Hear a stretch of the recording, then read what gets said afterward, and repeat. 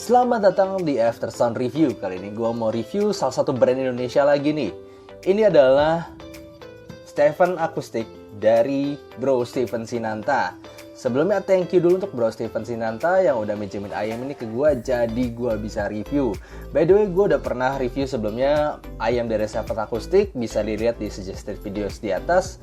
Kalau gue itu ngomong waktu itu, Stephen Acoustic itu atau Bro Stephen Sinanta ini knows what he's doing. Memang jago tuningannya dan banyak orang yang udah ngakuin. Dan di tangan gue kali ini adalah produk terbarunya, yaitu Stargazer dengan spesifikasi 1 dynamic driver plus 4 balance armature dengan harga 5 jutaan. Jadi kalian pasti familiar dengan settingan driver seperti ini. Yes, dia mirip kayak Blessing, seperti 1DD plus 4BA gitu. Apalagi harganya juga mirip-mirip. Jadi gimana nih, gimana dia perform? By the way, ini sebenarnya kayak not really finish unit banget. Ini masih kayak sedikit prototype.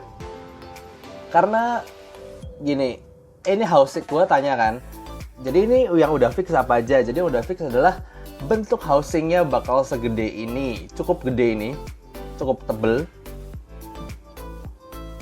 Tapi lihat nih, ada kekurangan sedikit. Ini dual pinnya nggak bisa nancap dalam-dalam banget. Lalu kabelnya ini masih sedikit dalam pertimbangan mau ganti kabel kayak apa. Jadi ini cuman kabel sama pinnya aja yang belum finish. Housingnya masih sedikit terlalu baru, jadi ini ada sedikit beberapa bagian sana sini yang kasar, tapi bentuknya bakal seperti ini. Jadi ini semi prototype, nyaris finish unit lah ya. Oke, langsung aja kita akan bahas dari build, fit, suara, dan juga perbandingannya. Mulai dari buildnya sendiri, ini gue jujur aja sorry nggak bisa judge, karena ini yang tadi gue bilang, ini waktu dikasih ke gue katanya masih bahkan dalam proses pengeringan. Jadi ini kan sedikit dibungkus sama tisu gitu ya, bahkan ada tisu sedikit nempel di sini. Jadi ini fresh banget, langsung dikirim ke gue. Jadi thank you banget Bro Stephen. Jadi tapi ya gitu, apa namanya, gue nggak bisa terlalu judge karena ini belum finish banget, cuman bentuknya aja yang udah finish.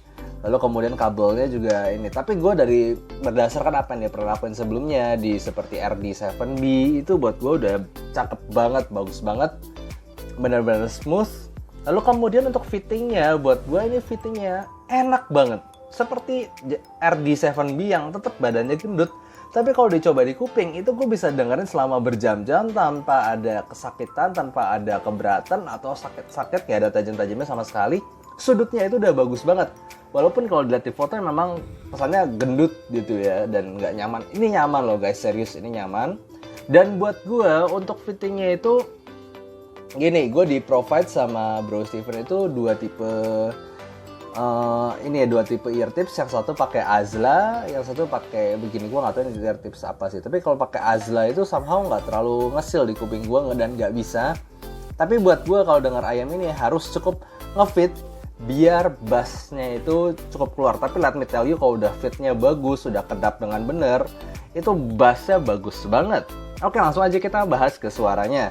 Dimana gue akan pakai Vio BTR5 dan kemudian X-Duo X10 dan juga i5 XDSD sebagai source gue, dan ini adalah lagu-lagu yang gue pakai.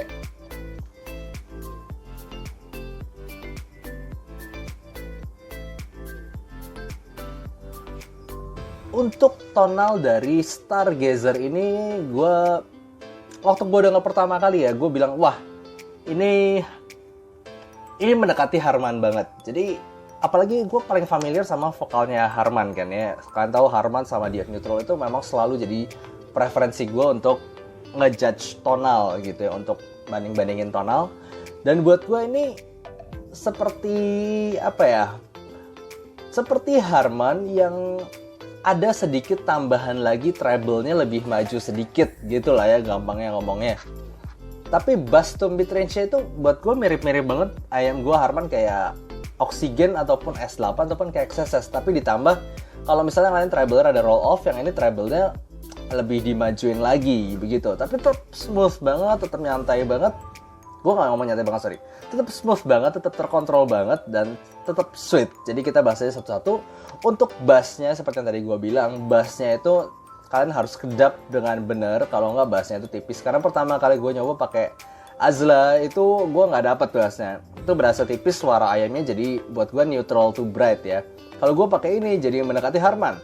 Dan let me tell you aja, dia kan pakai dynamic. Di sini dynamicnya katanya pakai beryllium, dan ini bassnya itu buat gue bener-bener kayak yes, this is my kind of bass gitu ya. Jadi bisa kasih gemukan yang mantep, dikasih bass yang dalam, itu dia bisa dalam banget, tapi cepet. Dan juga ini loh, tuk tuk tuk itu cepet, dan decay-nya itu juga cepet. Jadi dia tapi berasa dynamic drivernya gitu. Jadi gue ngomong langsung aja, ini bassnya ini salah satu yang buat gue mantep banget dari awal. Gue dengerin lagu rock, gue dengerin lagu pop, itu jeduknya bisa sampai dalam tapi cepet. Dan di sini dynamic driver tuh berasa gitu. Kalau gue jujur aja, gue sampai sekarang memang nggak terlalu suka tekstur BA untuk bass gitu ya. Kayak nampolnya itu nggak sekenceng dynamic, pukulan teksturnya itu beda lah sama dynamic driver. Walaupun kalau rapihnya gue bilang rapih balance armature, yes. Tapi di sini kerapihannya itu udah rapih banget, tapi teksturnya masih dynamic driver. Jadi duk duk duk asik banget. Gue pakai lagunya Oh My God-nya G-Idol itu di bagian bait aja, duk duknya itu udah dalam, cepet, wah mantap lah, tight.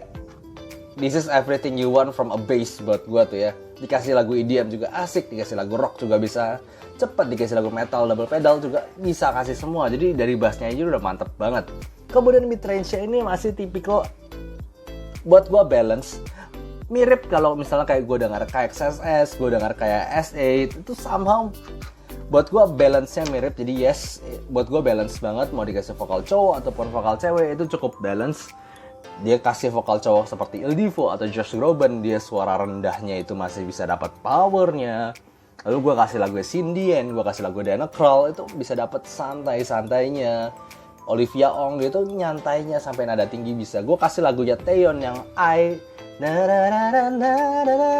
itu kan, itu dia cukup teriak di situ. Untuk beberapa ayam bisa shouty, di sini enggak. Di sini berasa lepas tapi powernya tetap dapat, sweetnessnya tetap dapat. Jadi gue suka banget vokalnya gini. Tapi kalau misalnya memang dibandingin sama Oxygen ataupun si S8, karena ini ada sedikit tambahan lagi di treble, jadi seperti positioning vokalnya buat gue rada mundur, nggak semaju S8 ataupun Oxygen.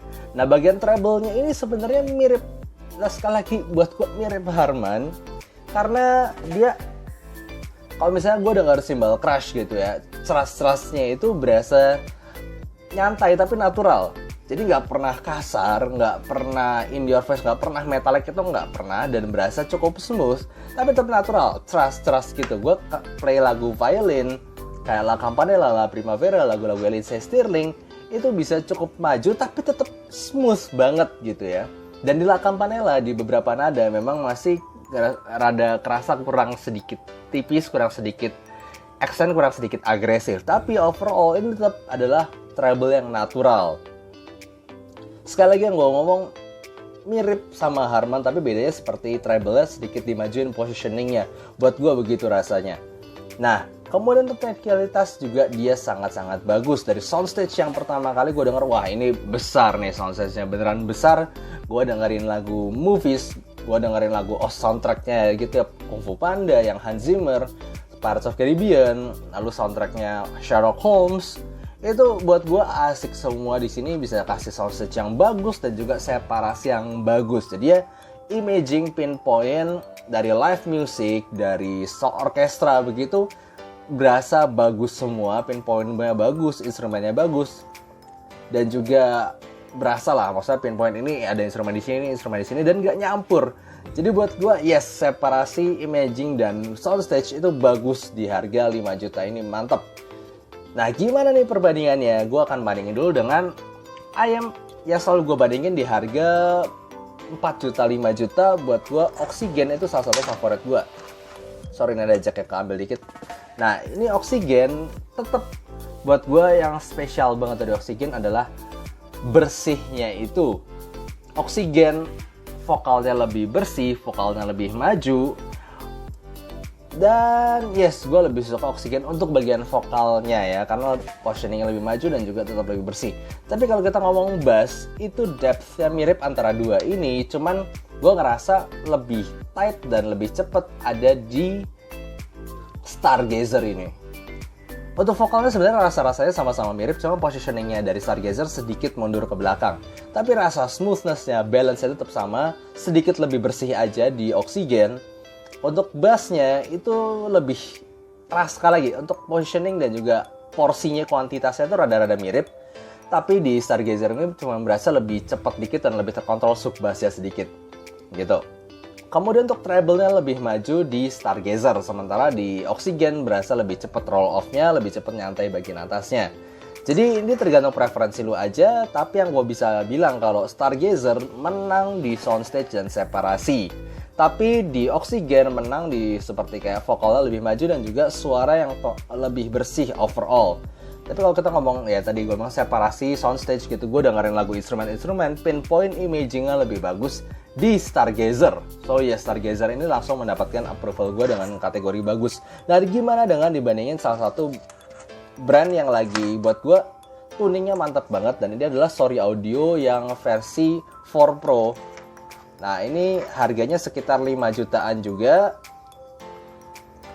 dimana dia itu suaranya buat gue sedikit V-shape dengan tapi tetap terkontrol gitu ya, bassnya tetap mantep. Nah, kalau di sini jelas berasa lebih V-shape si 4 Pro ini. Jujur aja buat gue level separasi, soundstage dan imagingnya, layeringnya itu dua ini mirip, jadi dua-duanya sama-sama bagus. Tapi bassnya lebih tebel di 4 Pro ini. Sekaligus vokalnya lebih sedikit lebih tipis di 4 Pro ini, jadi lebih berasa kayak V-shape-ish aja di 4 Pro ini. Ini tergantung dengan dengan preferensi kalian aja untuk tonal. Buat gue imaging, separasi, dan soundstage itu udah mirip-mirip levelnya. Tapi let me tell you aja, maksudnya ini sekali lagi, ini udah bikinan company yang buat gue bagus. Dan ini adalah bikinan lokal, ini bikin orang Indonesia, buat gue luar biasa ya. Hebat banget itu Bro Steven Sinanta ini, bener-bener gue kasih tepuk tangan dulu dah. Itu soalnya suaranya buat gue lebih koheren, kemudian vokalnya lebih balance, dan juga somehow fittingnya lebih enak, walaupun ini housingnya lebih gede, lihat nggak? Jadi gue akan jujur aja, di harga 5 juta gue lebih suka si Stargazer ini. Tapi buat gue tonalnya itu tergantung preferensi. Mungkin kalian lebih suka 4 Pro ini, mungkin kalian lebih suka ini. Gue cuma ngomong ini lebih seperti Harman ditambah treble dikit. Kalau yang ini itu masih berasa agak V-shape tapi tetap smooth gitu ya. Dua-duanya overall bagus, tinggal tergantung preferensi tonal kalian aja. Jadi gitu aja untuk review kali ini. Buat gue Stargazer ini lagi-lagi mencetak home run, bagus banget. Dari secara fitting, dari secara suara, itu buat gue udah home run, udah bagus banget di harga 5 juta ini. Cuman gue yang nggak bisa ngejudge itu adalah build-nya aja, karena memang ini masih semi prototype. Jadi gitu aja untuk review kali ini, semoga kalian suka dan jangan lupa kasih like dan subscribe. See you next time, bye-bye.